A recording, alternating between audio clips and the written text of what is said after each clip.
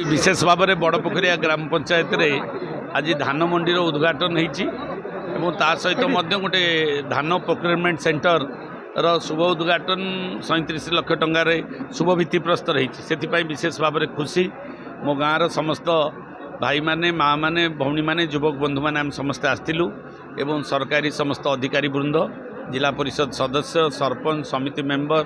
एवं society president secretary समस्त director बंधु माने समस्ते एकत्रित हो आज आम सोसाइटर किभली भाव में विकास हम चाषी भाई मानकर किभली भाव विकास हम आम अंचलर किभली भाव में विकास होगी शांति श्रृंखला रहिबो सेथिपई आमे समस्ते माने प्रभु पाखे प्रार्थना करुचु एवं आशा करुचु जमती बड़पोखरिया ग्राम पंचायत गोटे आदर्श ग्राम पंचायत होई तार शिक्षा स्वास्थ्य गमनागमन व्यवस्था एवं जलसेचन व्यवस्था शिक्षा व्यवस्था रो परिवर्तन हम सेथिपई आमे समस्ते चेष्टा करूँ भाई मानक पई विधायक आसीथिले प्रशांत जगदेव जहाँ हूँ बड़पोखरिया रे आमर धान मंडी उद्घाटन कर देकी जाइछन आमे समस्ते खुशी आगर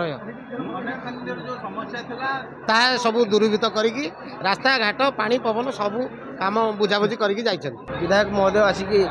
आमको आम गहण में पहुँचले आमर गोटे गोदाम गृह भित्तिप्रस्तर स्थापन होला धान मंडी विलम्ब हेले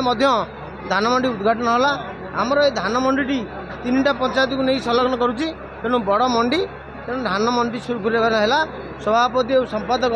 एवं कोऑपरेटिव सोसाइटी समस्त कर्मचारी सहयोग चाषी भाई मान सहयोग खूब आनंद उल्लास धान मंडी उद्घाटन